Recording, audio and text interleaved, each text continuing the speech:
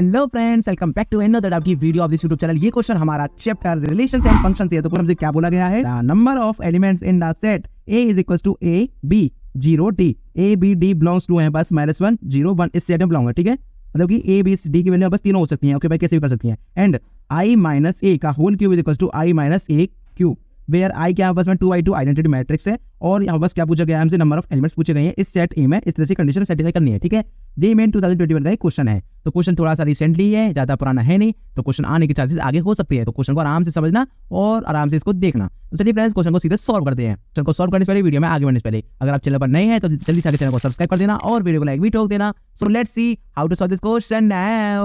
तो फ्रेंड्स, अपन जो क्वेश्चन में इंफॉर्मेशन दे रहे हैं इसको हम लिख लेते हैं। ठीक है, तो फ्रेंड्स सबसे पहले हम इस कंडीशन को लिख चलते हैं। तो ये बस क्या है, I माइनस A का whole cube is equal to I minus A cube. ठीक है, तो अगर आप देखेंगे तो इसको थोड़ा सॉल्व कर दे तो A माइनस B का होल क्यूब क्या होता है, इधर लिख देता हूँ। A माइनस B का होल क्यूब होता है भैया A cube minus B cube minus के 3A भी आप बाहर ले लो और A माइनस B जो है उसको आप ऐसे डाल दो। तो ये बस A माइनस B का होल क्यूब होता है। ठीक है, तो अगर इधर करते तो क्या हो जाएगा, I क्यूब माइनस में A क्यूब माइनस में 3A इंटू में I माइनस A। ठीक है, अब ये तो बस कितना I है, तो I को अगर हम एक आइडेंटिटी मैट्रिक्स मतलब कि 1, अब 1 मान लो, अगर 1 में कोई नंबर मल्टीप्लाई करेंगे तो क्या होगा, वही नंबर आएगा। तो सिमिलरली यहाँ पर भी हम कर रहे हैं। ठीक है, और इधर बस कितना हो जाएगा I माइनस A क्यूब। और आपको ये बात बता दी कि आइडेंटिटी मैट्रिक्स होती है, आपको पता होना चाहिए 1 0 0 1 होती है 2×2 की आइडेंटिटी मैट्रिक्स।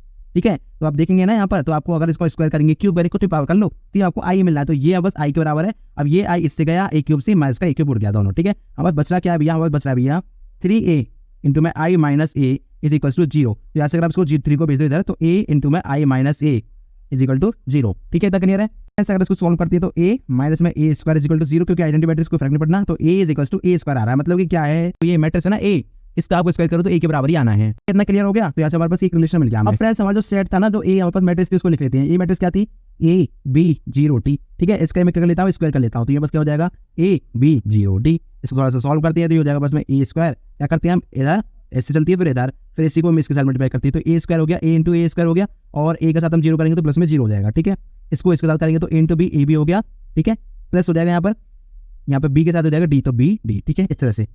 अब यहाँ पर आप 0 साथ करेंगे इसको इस तरह से, और फिर इसको करेंगे तो 0 इंटू A 0 हो गया, प्लस में D इंटू 0 फिर से 0 हो गया। इसको इसके साथ करेंगे तो B इंटू 0 0 हो गया, और D इंटू D क्या हो गया, D स्क्वायर हो गया। ठीक है, अगर आपको प्रोडक्ट नहीं आता ना मैट्रिक्स का, तो आप पहले आराम से देख लेना कोई वीडियो जाके यूट्यूब पे, उसके बाद आप आराम से इस क्वेश्चन को आगे सॉल्व कर सकते हैं। फ्रेंड्स, यहाँ पर हमने क्या किया, यहाँ पर आप देख सकते हैं A स्क्वायर तो हम बस क्या है A के बराबर है, तो मैं इसको A लिख दूँ तो लिख सकते हैं भैया A B 0 D, और ये बस इसके बराबर है तो इसको लिख देते हैं ये बस क्या है A स्क्वायर B प्लस में B D। ठीक है, इधर 0 इधर बस D स्क्वायर, इधर मेरे हो गया। अब हम क्या करेंगे, अब कोई मैट्रिक्स हमारे पास बराबर है, इसका मतलब क्या, उसके करस्पॉन्डिंग जो पोजीशन है वो बराबर है, तो इसको हम कह सकते हैं क्या, A is equal to A square, यहाँ से हम कह सकते हैं therefore comma B is equal to A B plus में B D। ठीक है, ऐसे 0 0 के बराबर होगा ही होगा, और D में बस कितना हो गया, D is equal to C square. ठीक है, अब आप बस क्या था भैया, सिंस हमें पता है भैया कि A B और D ये बिलोंग कर रहे हैं एक सेट से, जो कि -1 0 और 1, मतलब कि A B D की कोई भी वैल्यू हो सकती है -1 0 और 1 एक टाइम पे एक बार। ठीक है, तो अब यहाँ पर हमें ये केसेस बनाने पड़ेंगे। देखिए एक बात आपको समझ आ रही है ना, A is equal to A square और D is equal to D square की अगर आप बात करते हैं, देखिए एक तो पॉसिबिलिटी क्या है कि A की वैल्यू आप क्या कर दो 0, तो ये भी 0 आ जाएगा, इधर भी D की वैल्यू 0 तो 0 आ गया पहला केस। अगर मैं इधर -1 कर दूं, इधर बस 1 होगा, तो नॉट इक्वल हो गया, तो इसका मतलब -1 तो इधर पॉसिबल नहीं है, इधर पॉसिबल नहीं है,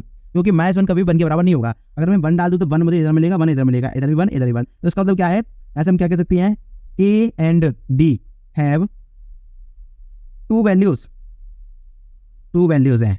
कौन कौन से भैया, 0 एंड 1। तो ठीक है, A और D की वैल्यू हमने निकाली। अब बात करते हैं B की। इसके लिए हमें बना रही है थोड़ी सी टेबल बना लेते हैं, अच्छे से क्लियर हो जाएगा हमारे पास में। टेबल अगर हम बनाते हैं, इधर A इधर D, क्योंकि हमें सारी पॉसिबिलिटी देखने होंगे ना। अब देखिए A की वैल्यू बस कितनी हमने देखी थी, एक तो 0 हो सकती है और D की वैल्यू जब 0 होगी। अब हम क्या कर सकते हैं, एक वैल्यू में 1 कर दूं, इसको मैं 0 रहने देता हूँ। एक बार क्या हो सकता है कि मैं A की वैल्यू को क्या 1 रख दूं, और इसको मैं A की वैल्यू को 0 कर दूं और D की वैल्यू 1 कर दूं, और फाइनली हम क्या कहते हैं, दोनों वैल्यू को ही 1 कर देते हैं, कोई दिक्कत नहीं है। 4 प्लेस हो सकती है। ठीक है, इस तरह से। अब B की वैल्यू यहाँ पर क्या क्या होगी उस चीज को आपको देख लेना है। तो देखिए यहाँ पर बस ये था ना, बस B, इसको थोड़ा सा सिंप्लीफाई कर लेते हैं। B इज इक्वल टू, यहाँ से अगर मैं B कॉमन ले लूँ तो ये बस A प्लस D हो रहा है। ठीक है, पहली केस अगर मैं क्या करूँ 0 0 कर दूँ, तो A प्लस D बस 0 हो गया, तो ये पूरा 0 हो गया, तो B 0 हो गया, पहली बात क्लियर। 1 प्लस 0, तो यहाँ पर देख सकते हैं, तो एक वैल्यू में बस 0 हो रही है, A मेरे पास 1 है, D 0 है, तो B इक्वल टू B हो रहा है। ठीक है, तो B इक्वल टू B हो रहा है, तो B बस क्या लाई कर रहा था, B बस भैया -1 0 1 तीनों लाई होगा, मतलब कि B की जितनी पॉसिबल वैल्यू हो सकती है जो हमारे क्वेश्चन में गिवन थी वो सारी हो सकती है, सारी ले सकता है। तो बस -1 0 और 1 लेगा, मतलब यहाँ पर अब 0 और 1 के लिए फिर सेम केस हो जाएगा, यहाँ पर 1 0 1 1, तो फिर से B इक्वल टू B आएगा, फिर से -1 0 और 1 हो गया। अब 1 और 1 हो गया, तो यहाँ पर देख सकते हैं